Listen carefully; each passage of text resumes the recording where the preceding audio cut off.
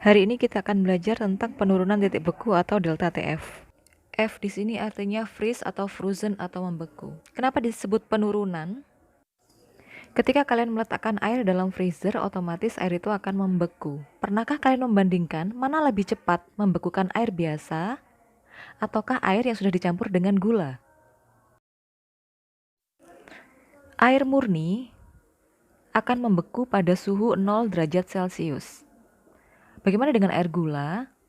Karena ada larutan gula di dalamnya, sehingga pada 0 derajat Celcius, air gula atau larutan masih belum mengalami pembekuan, sehingga suhunya harus diturunkan lagi, didinginkan lebih lama sehingga menjadi lebih turun, menjadi misalkan min 3 derajat Celcius. Baru pada titik ini, dia mengalami pembekuan.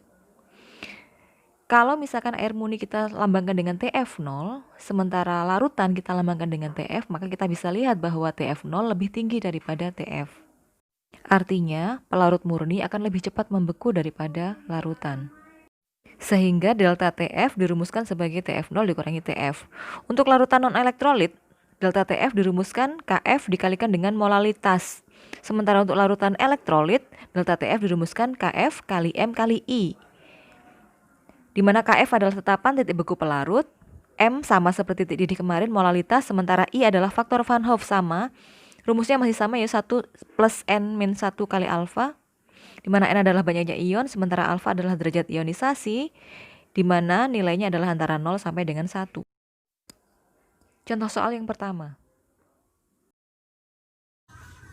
Kita lihat diketahuinya dulu, massa gulanya tertulis 36 gram, volume airnya adalah 500 ml. Ini artinya massa air bisa langsung kita tahu bahwa 500 gram atau 0,5 kilogram.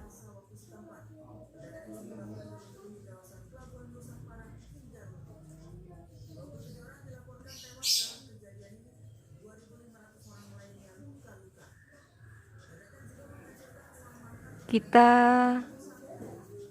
tulis yang ditanya adalah titik beku, artinya dia TF. Jawab.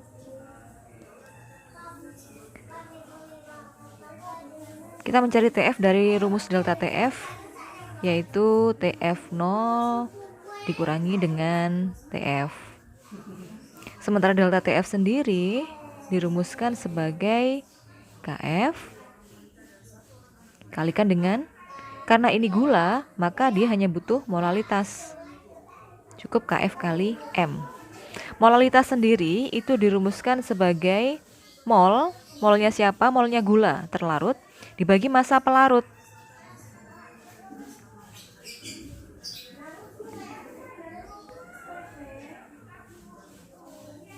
Nah, molnya sendiri, mol gula sendiri kita cari dari massa gula yang dibagi dengan MR-nya gula. Masanya kita tulis dulu 36 gram, kemudian MR-nya sudah tahu di situ 180. Perhatian cara membaginya, 36 bagi 18, langsung tulis saja 2. Karena 0 ada di bawah, maka hutang 0,2 mol.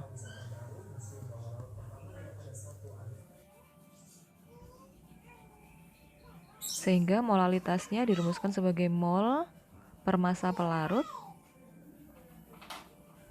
Molnya kita sudah cari tadi 0,2 dan massa pelarutnya adalah 0,5 kg. Sehingga hasilnya adalah 0,4. Masuk ke rumus delta TF sama dengan KF kali M. KF-nya sudah tahu 1,86. Sementara molalitasnya seperti yang baru kita cari 0,4. Hasilnya adalah 0,744. Masuk ke rumus delta TF awal. Delta TF dirumuskan sebagai TF0 dikurangi dengan TF.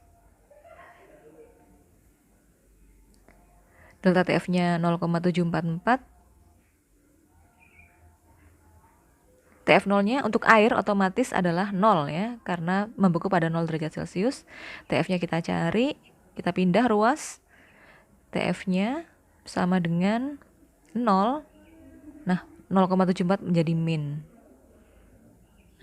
sehingga TF-nya adalah min 0,744 derajat Celcius.